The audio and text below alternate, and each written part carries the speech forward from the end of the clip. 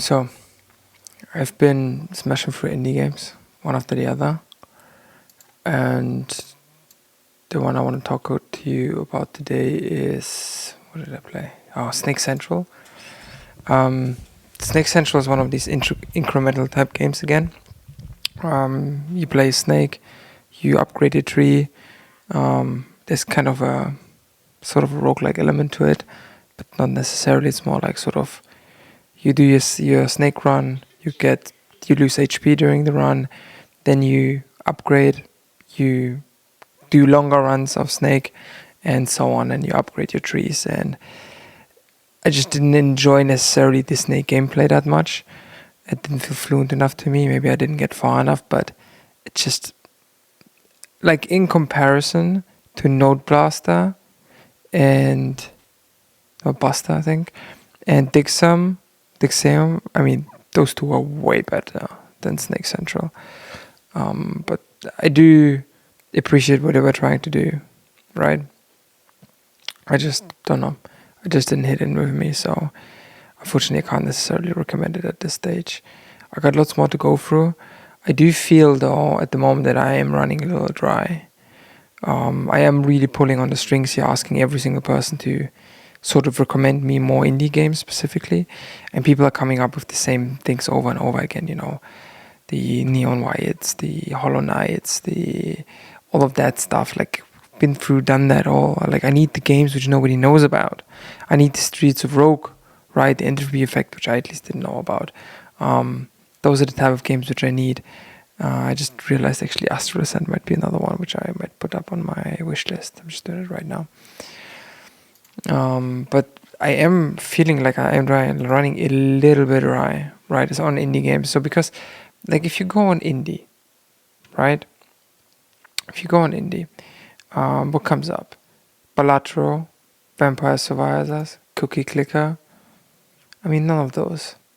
I understand that they are theoretically indie games, but they're also like gigantic, humongous successes that everybody knows anyways about. So I don't know. At the moment, I am relying on I'm just going through it again. Like Stardew Valley, Little Nightmares, Binding of Isaac, Terraria, Hollow Knight, Hades. I mean, come on, Risk of Rain, Blueprints. I get Blueprints is pretty new. Outer Wilds, Don't Starve. I mean, do you know what I mean, right? It's kind of all these games. We all know about it. We have all played about it. I need the other ones. I need the other indie games, which are like I know there's tens of thousands of games coming out, but I don't know. Maybe I'm looking for something specific, and I don't necessarily know what I'm looking for. Because obviously I've seen some which just absolutely didn't tickle my beard. But if you have very good suggestions, if you have recommendations, if you want me to play something, just throw it my way, because I am absolutely down, right? I am kind of, because of all of this now, I'm kind of eyeing Kingdom Come Deliverance 2, because I know it's a big game, a long game. There's a lot of involvement in it. But I primarily am looking at that right now just for the lack of alternatives, right? So I will do more research. I just feel like it shouldn't be so difficult, quite honestly. But here we are, right? Here we are. Apart from that, day's been really a strong day. Was working all day today. Then I went to work, and my wife did actually the nicest thing you can possibly imagine. Because I was working from right the morning, so, I woke up, did the entire kid thing in the morning. Then I went straight to work, and I just worked through until lunch, and then at lunch, I worked through lunch, and then I had to leave, right? So she drove me to work. I didn't have any food. I went straight to my job, because I had to go on site, and I didn't have any food. And then I got a message from her that she left me some food at the reception. That was super, super pleasant. That's why I love her. There we go. And I mean, it's the little things that really, really matter. Love you forever. She loves me forever. That's very nice. I love her forever. But it's those little things, right? Those. I think men only necessarily really want to be seen, right? You just want to be seen. You want to be taken care of, even though you say you never need anything.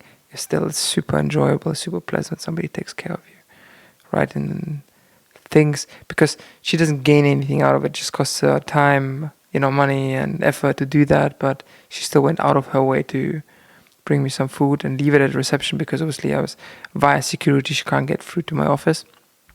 So she just left it at a reception. I went down, I got the food. Everybody was super like, oh my God, you have such a nice wife. All of that entire experience was super pleasant. Can't really explain it. Yeah, it's just been super nice.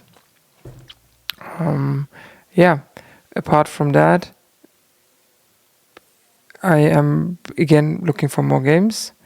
We are progressing with our game, and I think we should have a playable prototype. It's just not playable outside of Unity right now, right? So I hope we can get actually a fully functioning build together by Friday. I don't know if we will use our GitHub credit for it, but it should be running from the beginning until the end. The gameplay loop, as my developers told me, is up to 90% done. So looking forward to that. Also, I cannot explain to you how much my brain has been like just working every single day, thinking of completely new games every single day to create. And I kind of wish, I think this is where it's heading, by the way. I think it's heading to the fact that instead of having like 10 developers create one game, I'll have 10 developers creating 10 games. Just in a very small one period of time. I kind of feel like this is where it's heading at the moment, because I can't necessarily put my finger on it, but it feels right. I just kind of need to build a little bit of a marketing machine. But also I've seen plenty of videos where I just said like, you just gotta, pump the money into ads to be eyed. We'll see about that. These are all the humble beginnings of Korotchenko games. So you are witness to how it all started to where it gets to, right? And one day I'm gonna sit in the big office and record this. Maybe not. Maybe I'll always record it here. I don't know. But I enjoyed the idea of in the future actually getting to a stage where, I have like big producer who like takes care of multiple games, and all of these games are developed, and I can just jump from game to game to game to game to game and see how everything is going, and just feel out the progress in all of them instead of having one game which is just constantly getting ahead. So that's something I've been thinking about a lot. Let me know in the comments below what you think. If you had a video company, what would you do? Would you say like, okay, I have 10 people, I'll put it all in one game? Or you say like, oh, you would take 10 people, maybe put them 10 games, or 5 or whatever, is your idea. Because at the moment I'm thinking every game needs one artist. Because from the 2 games which we have created, which have not been released, I see a game needs an artist and a game needs a programmer, right? Those 2 things are, and both of them have to have experience in video games, so they can also do the design, right? So as long as you kind of have those 2 components, maybe you can hire 5 artists, 5 programmers, and build 5 teams to each. Maybe I'll just do something randomized, like where you just pull out of a hat a name and this is your teammate. Would be funny, I think. So yeah, it's a journey, it's a progress. I'm 36 years old, and let's see where I'll be in 50 years. Because I'm doing this until I get successful. I will do this until I get successful, or I will die. Those are the only 2 options. Peace.